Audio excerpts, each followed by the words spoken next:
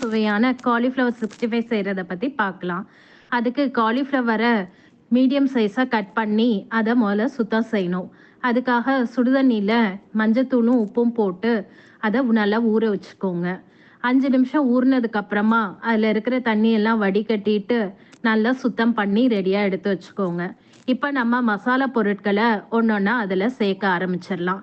அது என்னன்னு பார்த்தோம்னா, 1 ஸ்பூன் வரமிளகாத்தூள், 1 ஸ்பூன் காஷ்மீரி மிளகாத்தூள், 1 ஸ்பூன் கார்ன்ஃப்ளவர் மாவு, 1 ஸ்பூன் கடலை மாவு, 1/2 ஸ்பூன் மல்லித்தூள், கொஞ்சம் இஞ்சி பூண்டு பேஸ்ட்.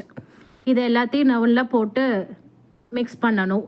அதுக்கு இடையில தேவையான அளவு உப்பையும் நாம் ஆட் பண்ணிக்கிறோம். இப்போ இந்த மிக்சர் எல்லாத்தையுமே நல்லா பிசைஞ்சுக்கோங்க. காலிஃப்ளவரில் எல்லா மசாலாவும் நல்லா ஒட்டுன மாதிரி பிசைஞ்சதுக்கப்புறமா ஒரு 10 நிமிஷம் இந்த கண்டென்ட்டை அப்படியே ஊற வச்சுருங்க.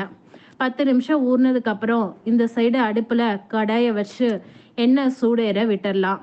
எண்ணெய் நல்லா சூடேறினதும் காலிஃப்ளவரை கொஞ்சம் கொஞ்சமாக போட்டு வேக வைக்க ஆரம்பிச்சிடலாம். இந்த காலிஃப்ளவர் வேகிறதுக்கு தேவையான ஃப்ளேம் ரொம்ப அதிகமாகவும் இருக்கக்கூடாது, ரொம்ப கம்மியாகவும் இருக்கக்கூடாது. ஒரு மீடியம் ஃப்ளேமாக வச்சுக்கோங்க. இப்போ காலிஃப்ளவர் நல்லா ஒவ்வொரு சைடு வெந்ததுக்கப்புறமா திருப்பி போட்டு மறுபக்கமும் நல்லா சூடாக வேக விட்டுருங்க. இப்போ நல்லா கோல்டன் ப்ரௌன் கலர் வந்ததும் காலிஃப்ளவரை எடுத்துடலாம். வாங்க சாப்பிடலாம். Please like, share and subscribe our channel.